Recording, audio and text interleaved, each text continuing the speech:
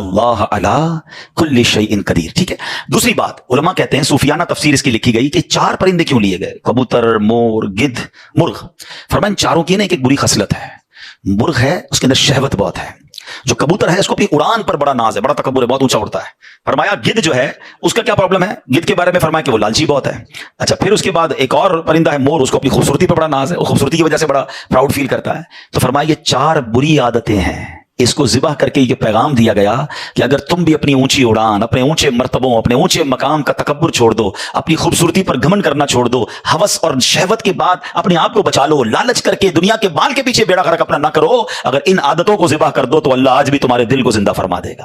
ان کو زندہ کیا نا, فرمایا ان عادتوں کو ختم کرو, رب تمہارے دل کو زندہ فرمائے گا اور اس میں نور داخل فرما دے گا. علماء نے اس کی صوفیانہ تفسیر یہ لکھی. اور اب ایک اور عقیدے کی بات بھی, کنفیوژن پھیلانے والے بہت کنفیوژن پھیلاتے ہیں. میں تو قرآن سے آج آپ سے بات کر رہا ہوں نا. اللہ نے کیا کہا کہ انہیں پکارو. وہ تو دنیا میں نہیں تھے پرندے, مر چکے تھے, کیما بن چکا ہے. کیما بنے ہوئے پرندوں کو رب کہہ رہا ہے پکارو. حضرت ابراہیم نے کیسے پکارا, یا ایھا الدیک یا ایتھا الحمامہ.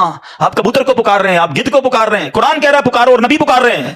آج کسی کو نہ جانے یا رسول اللہ سے پرابلم ہو جاتی ہے, کسی کو یا غوث پاک سے یا پرندوں کو پکار رہے, قرآن کہہ رہا ہے. تو اس کا مطلب دنیا سے اگر کوئی چلا بھی جائے تو اس کو پکارنے میں کوئی خدا نہ خواستہ پرابلم نہیں ہے. اللہ سمجھ کے تھوڑی پکارتا ہے کوئی, اللہ کے بندے سمجھ کر ہی پکار رہے ہیں نا, اللہ کی مخلوق سمجھ کر پکار رہے ہیں. چلے اس دلیل کے ساتھ ایک اور دلیل بڑی لاجیکلی بڑی آسان سے سمجھ آ جائے گی. حدیث پاک میں, مشکات شریف کی حدیث میں ایک دعا ہے, قبرستان جاتے ہیں تو نبی پاک کون سی دعا کی تعلیم دیتے ہیں, السلام علیکم یا, دیکھیں ماشاءاللہ آپ سب کو یاد ہے, السلام علیکم یا اہل القبور. یہ رک جائے, چلے پہلے میں اس دعا کو پورا, یہ دعا بھی کمال ہے, یقین کرو اتنا شاندار میسج ہے, کیا ہلانے والی دعا ہے. بندہ اللہ کرے اس دعا کو سمجھ جائے نا, زندگی کا فلسفہ سمجھ آ جائے. السلام علیکم یا اہل القبور یغفر اللہ لنا ولکم وانتم سلفنا ونحن بالاثر. اے قبر والو تم کو سلام ہو, تم پہلے چلے گئے, اللہ ہماری اور تمہاری مغفرت فرمائے, تم پہلے چلے گئے, ہم بعد میں آنے والے ہیں. قبرستان جا کر یہی سمجھ جاؤ نا, یہ قبریں جن کی ہے نا, کل میری بھی اسی میں کسی میں ہوگی.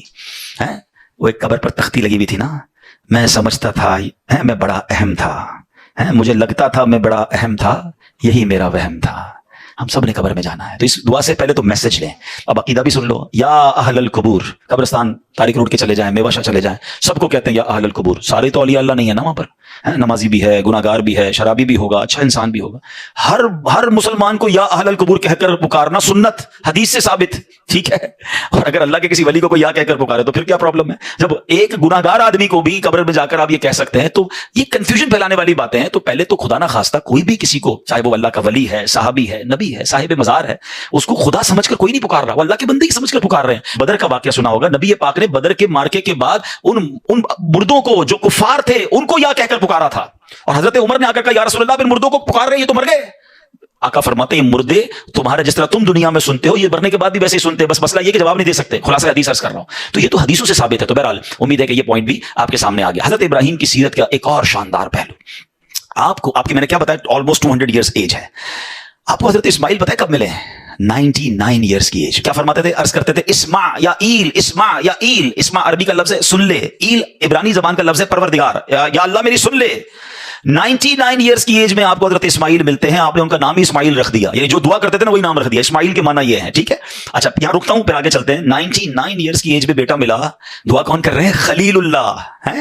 ہم سال 2 سال کسی چیز کی دعا کریں, کام نہ ہو تو اللہ سے ہی بدزن ہو جاتے ہیں, یار میری تو دعا ہی نہیں سنتا, معاذ اللہ. بعضوں کا تو کفریہ کلمہ کہنا شروع ہو جاتے ہیں, اللہ سے ہی ناراض.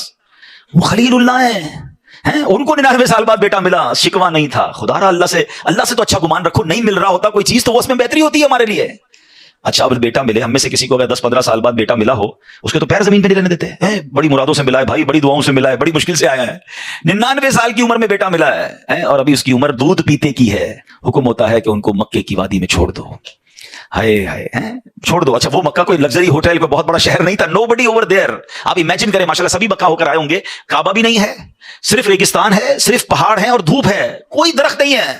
بی بی ہاجرہ ہیں, حضرت اسماعیل ہیں, اور حکم ہو گیا کہ وہاں چھوڑ کے آ جاؤ.